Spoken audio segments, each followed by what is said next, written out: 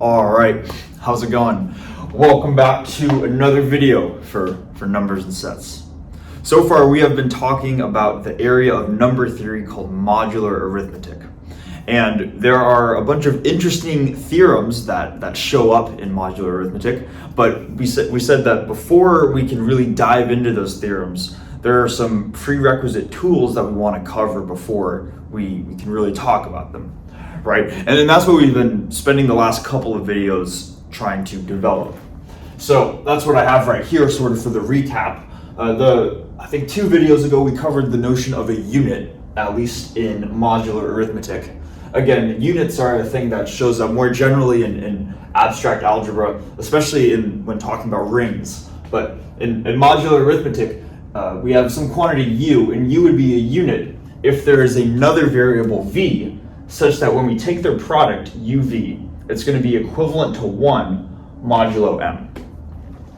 Right, so that's what we said a unit was. And we also showed an equivalent condition for determining if u is a unit. So basically, if we take the greatest common divisor between our potential unit u and the modulus m, and if that greatest common divisor is equal to 1, then u is a unit modulo m.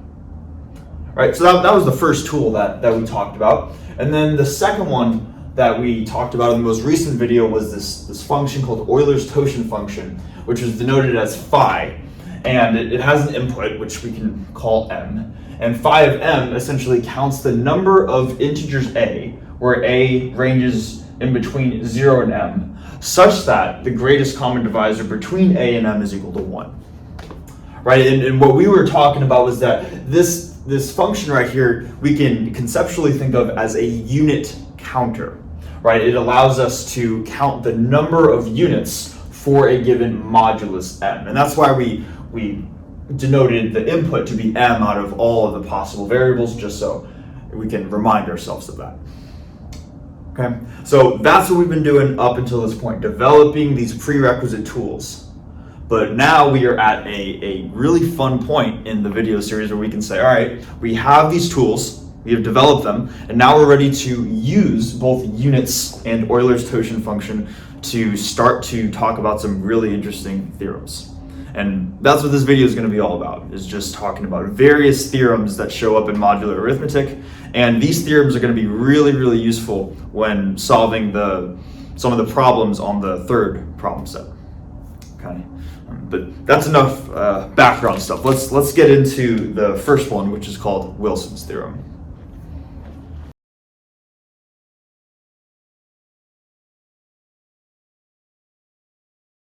All right, so we have the first theorem right here. It's called the Wilson's theorem, and this is the statement right here. So it says that the quantity p minus 1 factorial is going to be equivalent to -1, or congruent to -1 modulo p if p is a prime number. Right, and that's kind of interesting, right? Because usually these factorials are relatively large quantities. So we're saying that we immediately know this large number is going to be congruent to a relatively small number, -1, under a modulus p, if our modulus is prime. All right, so how do we do this, right? And the first thing that I want to do is just to write out what this quantity p minus 1 factorial is.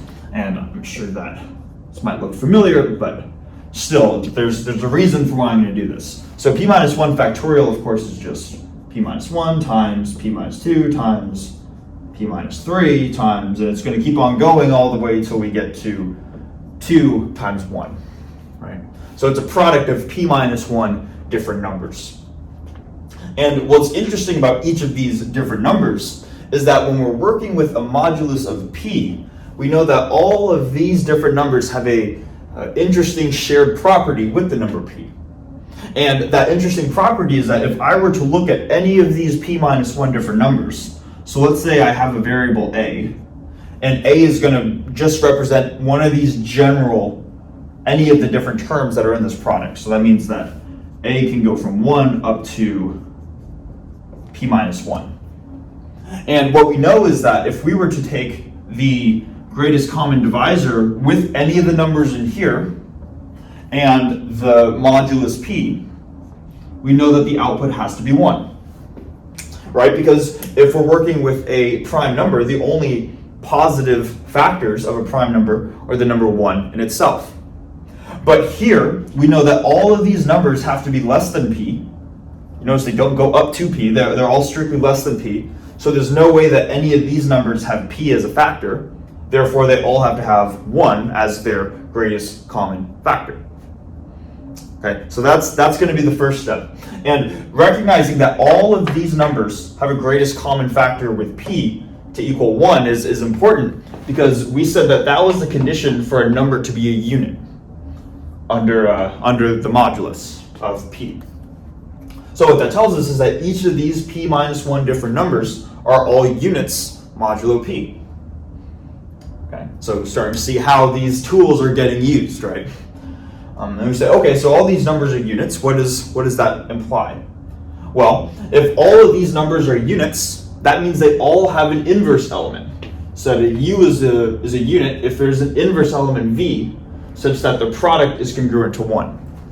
So that means somewhere in this product, every single number has an inverse element that when we multiply any of these numbers by their inverse, we're going to get 1 as the congruent output.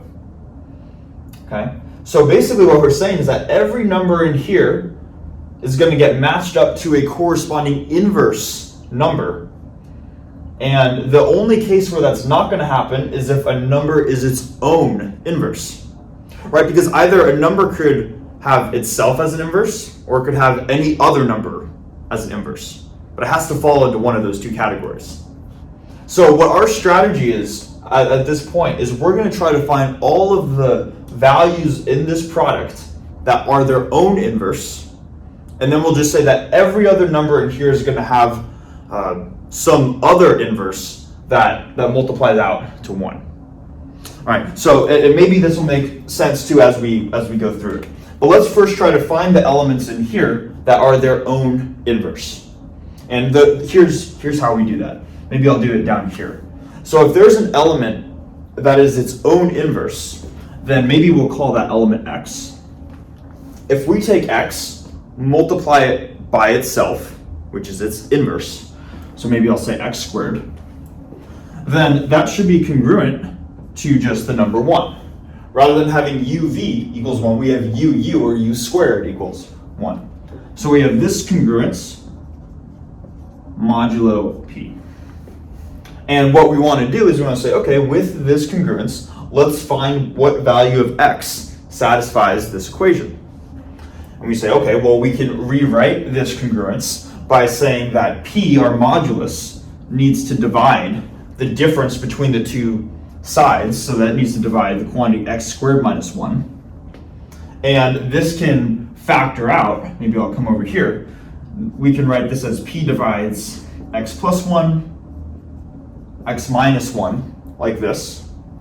And then if p divides the product of one quantity times another quantity, then we know that p either needs to divide the first quantity or it needs to divide the second quantity. But it needs to divide at least one of those two. All right. So maybe if I come down here, we can say that we either have p divides x plus 1 or p divides x minus 1, like this. Okay? And then just taking each of these two cases, rewriting them back in congruence form. If we have this one right here, then that turns into x is congruent to minus 1 mod p. And over here we have x is congruent to plus 1 mod p. X is congruent to plus 1 mod p. Okay? So just kind of doing the standard manipulations with congruences that we've been talking about in the past couple of videos. And this is good, right? Because now that we have two values, what this is conceptually saying is that in this product right here, this is the product that we really care about, the only two elements in here that are going to be their own inverse are the numbers -1 and 1, mod p. So this number 1 right here is its own inverse. So maybe what I'll do is I'll even circle that, just to say this is one of the self-inverses. And then we also have this number -1 right here. Now notice that the product only goes down to 1. It doesn't include negative numbers, right? So we need to find a corresponding number in here that is equivalent to -1 mod p. And hopefully we remember that a way that we can find an equivalent number is just by adding or subtracting any integer multiple of p to this number. And what we're going to be doing is we're going to take this number, -1, and add one factor of p to this number. This would be like going one full revolution around the clock. And we could go back to the same thing. So if we take -1, add p to it, that's p minus 1, and that is this quantity right here. So it turns out that in this product, both the first term and the last term are self-inverses. And everything else in here, whether it's p minus 2, p minus 3, p minus 4, or whatever, all the way down to 2, has a different inverse contained within here. So here's what we can do. Maybe I'll come over here. I'll say that if we have p minus 1 factorial, we know that this is going to be congruent to -1. That's what we said right here. So this first term is congruent to -1. And then everything in here, we can just multiply any of these numbers by their corresponding inverse, and that's going to result in a number that is congruent to 1. Okay, so if we were to look at all the different pairs that we had, we would have 1 times 1 times 1 times ... times 1, and each of these ones would be all of the pairs that are a unit and its inverse. Okay, I'm hoping this is making sense. And just to see how many pairs we have, well, we need to say how many numbers are in here. Well, if we have p minus 1 total, take away this, now we have p minus 2. Take away this, we have p minus 3. So in here, what's underlined in this underbrace, there are p minus 3 numbers, but if we want to look at the number of pairs that we have, we need to divide by 2. So within here, we have p minus 3 over 2 pairs of numbers that multiply out to 1. That takes care of all the numbers in here.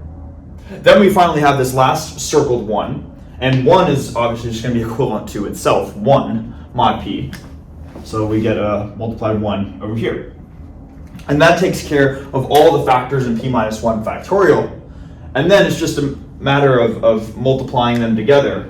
Maybe I should write mod p. But then it's just a matter of multiplying them all together. We get a bunch of 1s times -1.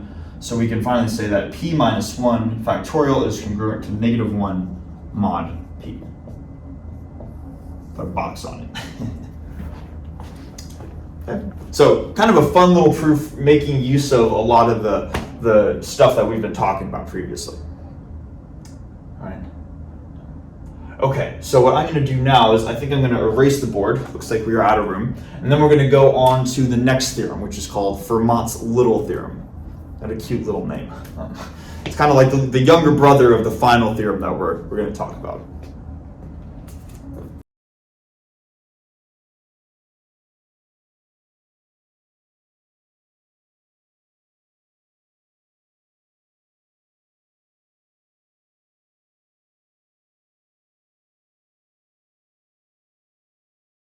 All right, so we have Fermat-Euler theorem right here, but notice that we also have a key fact from the last video right above that. And I wanted to include this key fact just because that fact, for those of us who are familiar with group theory, is going to become very useful in some of these proofs that we're about to do. Again, this was a statement where we said if you're familiar with group theory, then this is good to know, but if not, then no worries. Where just to remind ourselves, we said that the units under a certain modulus, modulo m, form a multiplicative group of size phi of m, where phi is Euler's totient function. Okay, so what I'm going to be doing for both this theorem and the next theorem is to go through two different versions of the proof. One, if we are familiar with group theory, and another if we are not familiar with group theory. And the idea is that way we can cover all audiences, but also hopefully we can see some of the power of group theory and why it is good to know group theory. I should say too, group theory has so much more applications than just the specific area of modular arithmetic. This is barely scraping the tip of the iceberg, but just to show you a little bit on why it's good to know, why you might want to know it. But anyways, let's first go through the actual theorem, Fermat-Euler theorem. So it says, let P be a prime number, then A raised to the P is congruent to A modulo P. Or, equivalently, if we were to remove one factor of A on both sides of this equivalence, or congruence, then we're going to get that A to the P minus 1 is congruent to 1 modulo P for any integer A. Now, before we get into proving this, I should first mention that for any integer A, applies to this version of Fermat's-Little theorem, but it doesn't apply to this version. Because you imagine if we plugged in 0 in for A right here, we're going to get 0 is congruent to 1 mod P, which is not true. So for this congruence, this is going to be true for any integer except the number 0. Okay, so I just want to make sure we are clear on that. Okay, let's go through proving this. So first proof I'll do over here is going to be with group theory. And we're going to see that this is relatively short. Okay, and what we can do is, if we have the fact that the units form a group of size phi of m, where m is the modulus, now we're just going to take the case, or this specific case right here, where the modulus is a prime number. And we say, okay, if the modulus is a prime number, what is phi of that prime number? And phi of that prime number is simply p minus 1, and we talked about that in the last video. So another way of referring to this quantity p minus 1 is that p minus 1 is the order of the group. Okay? Now, if we were to look at the order of an element of a group, which again is different from the order of the group itself, the order of an element A is the smallest number that when we multiply A by itself, the smallest number such that we get back to the identity element. Okay, hopefully that sounds familiar. And one of the key facts from group theory is that the order of an element divides the order of a group. So whatever the order of this element A is right here, then the order of the group, or in other words, the quantity p minus 1, which is conveniently what this is raised to, is just going to be an integer multiple of whatever the order of A is. So therefore, even if the order of A is less than p minus 1, then this is going to be an integer multiple of that. So we're just going to get the product 1 an integer multiple of times. So because the order of an element divides the order of a group, that has to be true. Done. Okay? This is why it's useful to know group theory. Now, we should still do the one without group theory because that was not a prerequisite for the video series. And hopefully I didn't go through that too quickly. I'm assuming that we are familiar with some of those terms. I don't mean to make it sound more intimidating than it needs to be. But if you zoned out up until this point, that's okay, but this is where we want to start paying attention again. All right. So if we're going to solve this without group theory, we know that if we're going to try to prove this we're going to try to get this as our end result right here. And if this is going to be true for any non-zero integer, then we know that we know that every number modulo p is going to be a unit modulo p. That's kind of what we talked about just in the last proof when going over Wilson's theorem. All right? So we could say every integer is a unit or is congruent to a unit mod p. Okay. And that fact in itself is really important because there are specific properties that hold when working with units. And this is the property that I want to highlight. And I don't know if we've explicitly mentioned this before, but if we haven't, we'll explicitly do this now. Let's say that we have that AX is congruent to AY, and we want to know what does that imply about X and Y. Now, we might want to say, okay, if AX is congruent to AY, then X has to be congruent to Y. And we might be like, yeah, that's obvious. But I want to warn you before we make that jump that I would ask yourself, what math are you doing in order to go from here to here? And what you're probably doing in your head, if we're not thinking about this carefully, is we're just dividing A out. But when working with modular arithmetic, we can't just divide numbers out. We can only multiply by potential inverses. And when does an element have an inverse? When it is a unit, right? So we can only go from here to here if, maybe let's put this a little over here. We can only go from here to here if we can multiply on both sides a unit inverse, which I'll denote A inverse.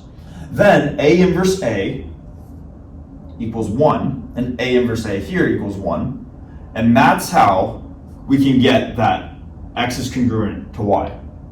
So the only case, and maybe let me just make this a little bit cleaner. The only case where we can go from this left statement to the right statement and back is when A is itself a unit. That is a specific property of modular arithmetic when working with these types of number systems. Okay, so this is not always going to be true.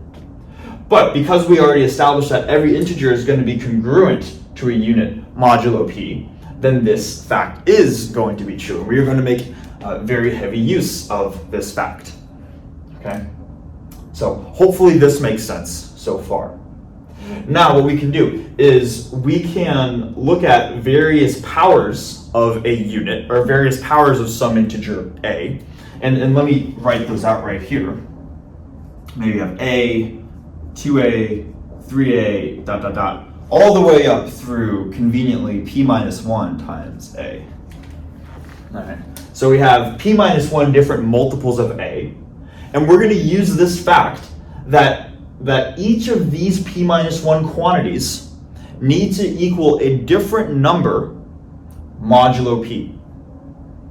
And just to make sure we understand why that's the case, because the number multiplying a, so whether it's 1, 2, 3, 4, all the way up through p minus 1, because the number is different, therefore the integer multiple of a needs to be different. That's basically like saying if x is not congruent to y, then ax is not congruent to ay. That's all we're saying. That's why we're able to say that each of these numbers in this list right here are different, or unique, or are congruent, I should say, congruent to unique numbers modulo p.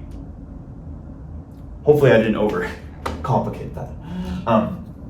But that's important because let's go down here for a second, and now rather than just listing out all of these numbers in a comma separated list, let's take their product. So now let's take a times 2a times 3a times, we're going to keep going all the way through this final term, p minus 1a, and this is a giant product mod p. Okay? And what we can do is we can say, all right, if we know that each of these p minus 1 different integer multiples of a are going to be unique mod p, let me say, okay, what are the different unique values of that are possible under modulus p? And we can only go up from 1 to p minus 1 until we go back to p, and that would go back down to 0, right? But we said a was not 0. So what I'm saying is that if we have p minus 1 unique values, these have to be congruent to just the 1, 2, 3, 4, all the way through p minus 1. They have to be congruent to those specific numbers because we're working under a modulus of p. So this has to equal 1 times 2 times 3 times dot, dot, dot, all the way through p minus 1 and I'll put mod p. Like that. Okay. Hopefully this is making sense. If not, take some time to pause and really make sure we understand these concepts. So now what we're going to do is we're just going to sort of simplify this out, and when we do that, we're going to see that this is the result that we get, which is Fermat's little theorem. So on this left-hand side of I should put a congruence. On the left-hand side of congruence, notice that everything is just multiplied. Everything is just in a giant product. So I can factor out all the different quantities of A, and how many quantities of A I have. I have 1, 2, 3, all the way through p minus 1. So this is going to be equal to A to the p minus 1. All the factors of A multiplied by everything else. And what is everything else? Well, it's 1, 2, 3, 4, all the way up through p minus 1. A compact way of writing that is just p minus 1 factorial. So we have a to the p minus 1 times p minus 1 factorial. That is congruent to this right-hand side.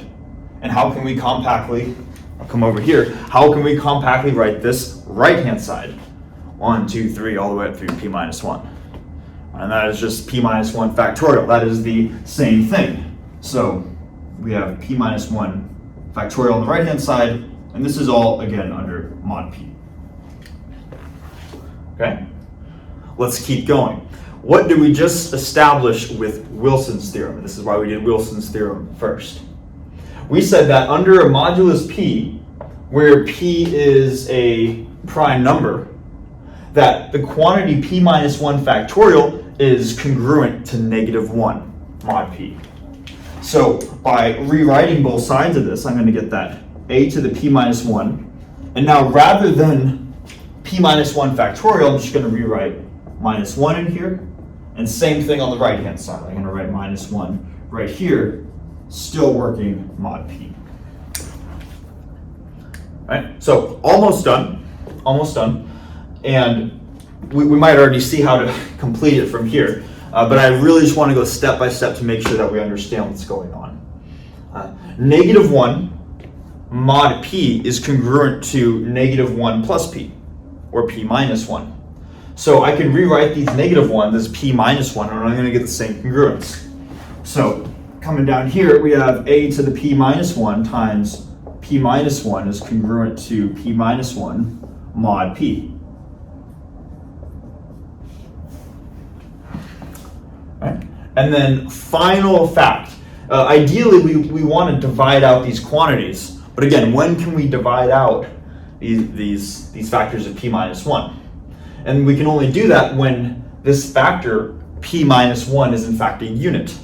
But we know that p minus 1 is a unit mod p. That's the nice part about working under a prime modulus. So because p minus 1 is a unit, that means it has an inverse element, which I'll call p minus 1 inverse.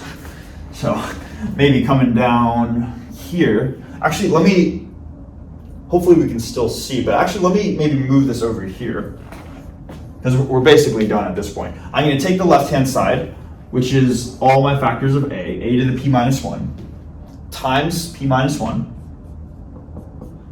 times its inverse element. And we know it has an inverse element because it is a unit. So that's my new left-hand side, congruent to p minus 1 times its inverse, whatever that inverse may look like. And all of this is under mod p. And then, of course, this has to be congruent to 1. This has to be congruent to 1. And now we're basically done, where we say that a to the p minus 1 is congruent to 1 mod p. Like that. Okay. So that is Fermat's little theorem.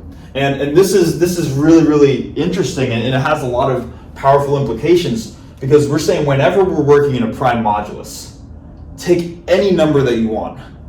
Does not matter. Raise it to the p minus 1 power. Then that is a really compact way of just writing the number 1. That's a fancy way of writing the number 1. And what you're going to see when you're working with these problem sets is that maybe you have a prime modulus, and you have some massive number over here. And what you can do is you can take out factors of a to the p minus 1 and just simplify it and say whatever that factor is, I know by Fermat's little theorem it's got to be congruent to 1. Okay, so it's a really good way of taking these large numbers and compactifying them down into much smaller quantities. Okay, so hopefully this makes sense.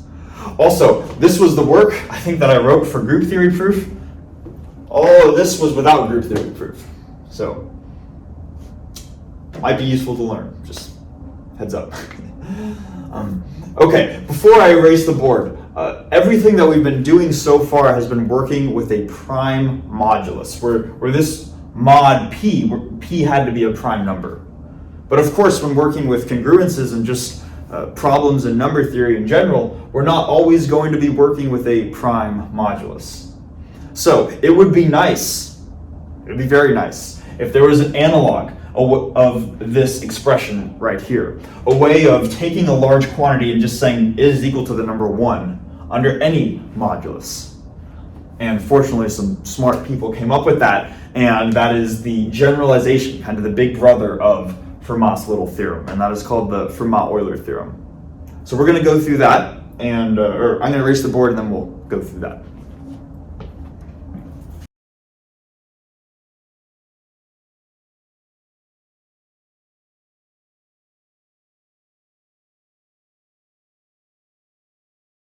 Okay, so we have the big theorem that I wanted to get to that I think is really really interesting when we think about it. I also wanted to just write Fermat's little theorem right above that, the one we just verified, to show the similarities between the little one and kind of the big one. So with the little one, we said that a to the p minus 1 is congruent to 1 mod p. And now for the actual Fermat-Euler theorem, we're saying, let's just say that a is going to be some unit. So now that's the only condition. As long as a is a unit, then a to the phi of m is congruent to 1 mod m. So it looks very similar to this, right? And here's the similarity. In the general case, if we had a modulus of m, where m does not need to be prime, then we're saying if this is modulo m, we're going to raise a to the phi of m, to Euler's totient function, evaluated at m. Here, we're saying now if the modulus was specifically a prime number, so not just any number, but a prime number, we were technically raising it to phi of p up here. But let's remind ourselves what phi of p was. Phi of p, like we said in the last video, is just p minus 1. So really, Fermat's little theorem, this guy, is just the prime number modulus specific case of this more general one right here. And because it's just a slight generalization, saying now we can have the modulus be any value of m, rather than it requiring it to be prime, that's really the only discrepancy. We can go through proving it in a very similar way. So I will probably just quickly go through the proof, but we really did a lot of the heavy lifting in Fermat's little theorem. So if we know group theory, so if we know group theory, A is a unit, specified right here. So that means this is part of the multiplicative group of size phi of m, or of order phi of m. So an element raised to the order of a group needs to equal the identity. So by that alone, group theory allows us to prove that. Okay, that's all we gotta say. Which is why we should be learning group theory at some point. And I will be making videos on that next. That is one of the next topics I'm planning on doing this for. Okay. Now, if we do not have group theory, maybe I'll actually go through writing this out, even though it's going to be very, very similar. So, because our element right here, A, is a unit, we know a fact about units that we covered just in the last proof, that this condition is going to be true if and only if x is congruent to y. Okay. So if this is true, what I can do is I can now come up with a set, and I'm going to call this set U. And this is going to be the only slight difference between this proof and Fermat's little theorem, but it's really not even that different. And this set is going to contain a bunch of little u's, so U1, U2, u3, all the way through, conveniently, u of phi of m. Because again, phi of m is just a number, right? It takes in an input m and it spits out another number. So this is just another way of saying a number. And what this is conceptually representing is u is representing the set of all units that are associated with m. Because let's again remind ourselves what phi of m conceptually represents. Euler's totient function is a unit counter. It provides us the total number of units if the modulus is m. So basically we're saying this is the first unit, the second unit, the third unit, the fourth unit, all the way up to the final phi of mth unit associated with the number m. Okay, so that's what the set is representing. It's a set of all units associated with whatever our number m happens to be. And once we have that, proof is pretty much identical. What we can do is we can take integer multiples of each of these units.